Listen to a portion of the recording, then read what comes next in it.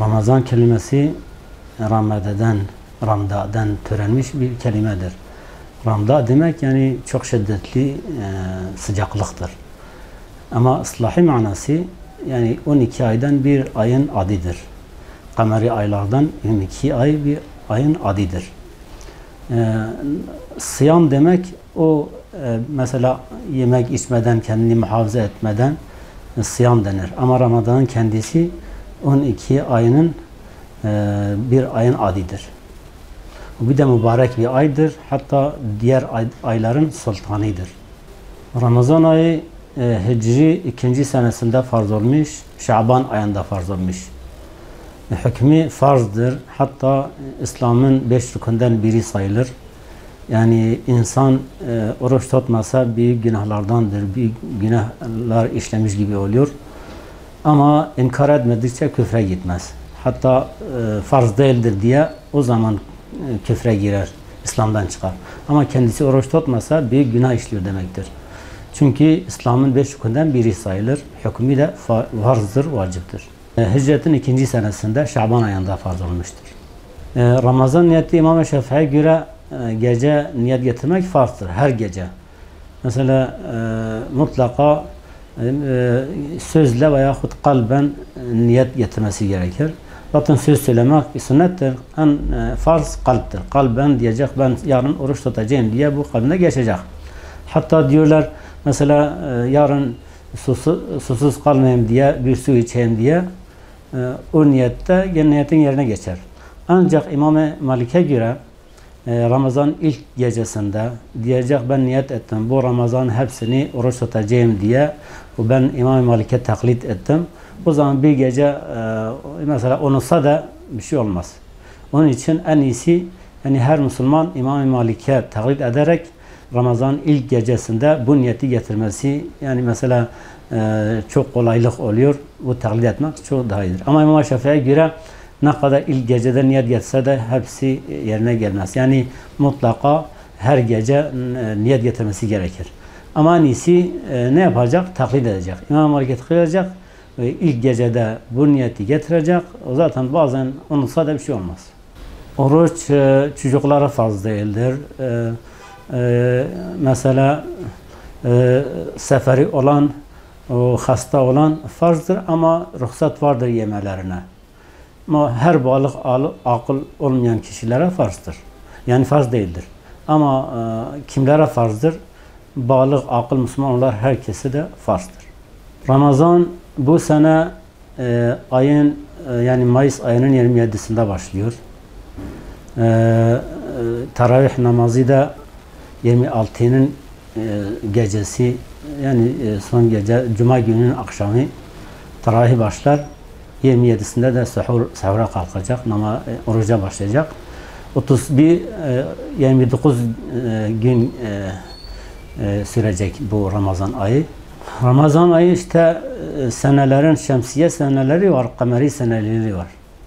Kameri seneler mesela 355 gündür. Şemsiye senesi 365 gündür. Onun için mesela her sene 10 gün ileri geliyor. Onun için Ramazan bütün yani mevsimleri değiştirebilir. Ama şemsiye aylar sabittir. Yerinde kalıyor. Cenab-ı Allah Ramazan'da ve hatta hac farizesi de yani kameri aylara göre sabit kılmış. Yani Ramazan geldi mi insan oruç tutacak. Ramazan'da her sene 10 gün öne gelecek. Çünkü kameri aylardandır. Ve Arapça aylar, Arabi aylar kameri aylardır. Mesela şemsiye aylar İslam'da kullanılmamıştır.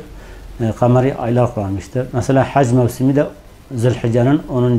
gün bayram hac yani Kurban Bayramı mevsimidir. Hac da orada yapılır. Yani hem hac hem Ramazan kameri seneler güne Cenab-ı Allah tayin etmiş, farz kılmış. Ramazan'da mübarek gece zaten Kadir gecesi vardır. O Kadir gecesi de Cenab-ı Allah onun hakkında bizzat ayet nazil etmiş. İnna enzelnahu fi leyletil kadri ve ma adrake ma leyletul kadri. Leyletul kadri hayrun min elfi şehrin Cenab-ı Allah demiş. Yani Leyletul Kadr Cenab-ı Allah Kur'an'ı bu gecede nazil etmiş ve bir de 1000 aydan daha hayırlı kılmış. 1000 ay mesela kaç sene yapar? Yani bir ömürdür. Mesela 83 sene yaklaşık 83 senedir. Mesela bir gece insan ibadetle geçirse bu gecede yani sanki 83 sene ibadetle geçirmiş sayılır. O kadar faziletli bir gecedir.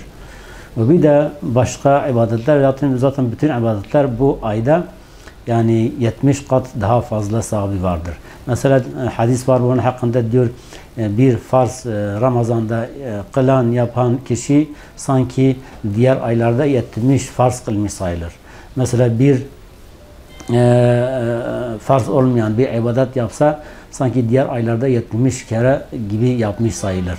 Onun için sahibi çok fazladır. Mesela Kur'an okumak, zikir yapmak, teravih namazını bunlar hepsi bu Ramazan'da yapması sahibi kat daha fazladır. Çünkü her bir saat 70 kadar daha hayri sahibi daha fazladır diğer aylarına göre. Fıtır sadakası vaciptir, farzdır. Yani Ramazan tutmasıyla diyor kabul mertebesine girmez ancak insan fıtır sadakası çıkartıncaya kadar. Onun için farz kılınmıştır fıtır sadakası. Fıtır sadakası İmam-ı Şafii'ye göre Ramazan ilk gecesinden itibaren verilebilir. Yani Ramazan'ın ilk gününden itibaren İmam-ı Şafii'ye göre fıtır sadakası verebilir. Fıtır sadakası bir tezkiyedir. Ameli tezkiye ediyor, temizliyor. Bir de nefsi tezkiye ediyor. Onun için fıtır sadakası demiş. Zekatul fıtır demiş. Zekat demek yani tezkiye demek, temizleme demek. Yani hem nefsi terbiye temizliyor hem ibadetleri temizliyor. Bir de İmam-ı Şafii'ye göre fıtır sadakası mutlaka buğday vermesi gerekir. Ama İmam-ı Hanifi'ye göre onun bedeli de verilebilir. En iyisi şimdi en uygun bedeli vermesi daha uygundur. Daha fakirlere şeydir. İmam-ı Şafii'ye göre 2,5 kilonun bedeli ne kadar ise o kadar İmam-ı Şafii'ye göre görür. Ama İmam-ı Hanifi'ye göre bazen geçen sene 10 milyon tayin etmişlerdi. Belki bu gece Diyanet daha fazla da yapabilir. Yani 10 milyon verse uygundur. 10 ve ondan daha fazla. Kadir gecesi galiba 21 Haziran'a denk gelir. Zekat önce bunu söyleyeyim. Zekat zaten o da İslam'ın 5 farzdan biridir. Bir rukundan biridir. Yani insan zekatı inkar etse, farziyeti inkar etse insan küfre girer. İnsan vermese büyük günah işler. Cenab-ı Allah Kur'an'da çok onu tehdit etmiş.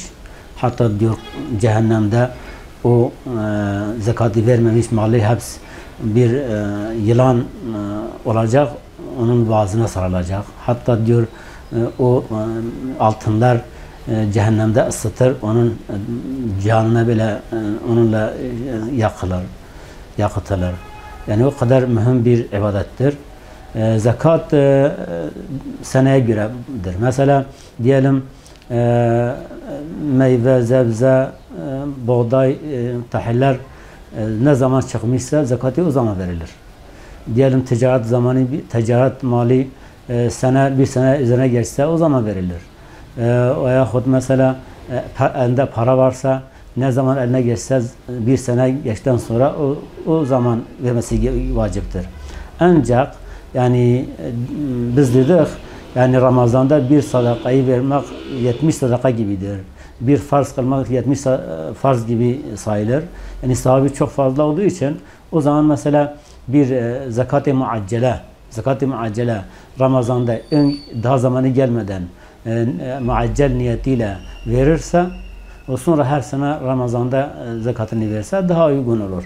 Ama zekat ne zaman senesi dolmuşsa o zaman vermesi vaciptir.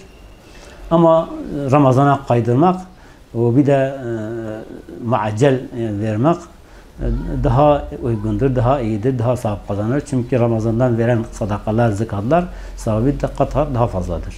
Zekatın önemi zaten söyledik, farzdır, İslam'ın bir rüknidir. Yani zekat çok mühimdir. Mesela İslam'da Cenab-ı Allah zekatı farz kılmış, bir de faizi haram kılmış. Yani eğer gerçekten yani bütün zekatlar çıkarılsa, Müslümanlar zekatı verse o zaman fakir kalmaz. O Cenab-ı Allah faizi de haram kılmış, böyle aşırı zenginlik olmasın. Yani bir denge olsun. Ne aşırı fakir, ne fakirlik olsun, ne aşırı zenginlik olsun. Böyle insanlar arasında hem fakir zengin arasında bir denge olsun. Cenab-ı Allah zekatı farz kılmıştır. Yani bu da tarih şahittir. Yani zekat verilen asırlarda hiçbir fakir kalmamıştır. Hatta mesela fazla kalan zekatı da Ömer bin Ali zamanında getirmişler. Gençleri evlendirmişler. Onlara ev vermişler, sanat vermişler. Başka yerlerde istimar etmişler o zekatlarını. İftar yemekte zaten sünnet yemek bir çeşit insan yemek yemektir. Ama mubah başka çeşitleri de yiyebilir. Mubahtır. Ama israf etmemek şartıyla. İsraf nedir? Yani mesela fazla kalıp çöpe atmak. İşte bu israf bir şeydir. Veyahut fazla bir şekilde yapsak yani harama karşısa o zaman israf oluyor. Zaten bütün kitaplar, fıkıh kitapları diyor yani bir şey ne zaman israf olur? Eğer haram olduğu sırada israf oluyor. Yoksa mesela insan bir, iki elbise, üç elbise kendine alsa bu israf değildir. Veyahut fazla yemek yapsa, çöpe atmasa yine haram değildir, israf değildir. Ama harama kaçtığı zaman o zaman haram oluyor. Ramazan bayramının Haziran ayının 25. güne denk geliyor. Bayram namazı da İmam-ı Şafii'ye göre bir sünnet-i muakkededir. İmam-ı Hanife'ye göre vaciptir. İmam-ı Hanife'ye göre kılmayan günahkar sayılır. Ama İmam-ı Şafii'ye göre yani insan yapsa çok sevap kazanır, yapmasa da günah gelmez ona. Çünkü farz değil, vacip değildir İmam-ı Şafii'ye göre. Bir de hükmü bizde zaten sünnet-i muakkededir İmam-ı Şafii'ye göre. Yani bayramda yapılan şey insan zaten çocukları sevindirmek, komşuları barıştırmak, küskünleri barıştırmak, birbirine evini ziyaret etmek, yani hatırını sormak, akraba arasındaki o bağı güçlendirmek. Bu gibi şeyler yapılıyor mesela. Şevval orucu 6 gün hadis hakkında vardır, sünnettir. Peygamberimiz diyor kim ki Ramazan orucunu tutsa ondan hemen mutakip 6 gün Şevval'dan oruç tutsa sanki bütün seneyi oruç tutmuş gibi sayılır. Çünkü mesela her bir sevap 10 mislidir. Mesela 6 gün diyelim. Mesela Ramazan kaç gündür? 30 gündür. Her gün mesela 10 gün saysak 300 gün oluyor. 6 günde 60 gün oluyor. Demek ki 360 gün sanki oruç tutmuş gibi oluyor.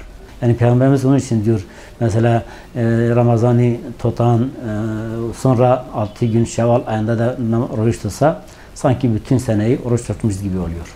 İşte en iyisi hemen mutaakkip. Onun akabesinde 6 gün art arda tutması daha iyidir. Yani hadis de buna işaret ediyor. Ama bazıları diyor yok. Yani bu 30 ay içerisinde her gün namaz, oruç tutsa bir şey olmaz, zarar etmez. Yani gene o sahibi kazanır. Yani en evla art arda tutması daha iyidir.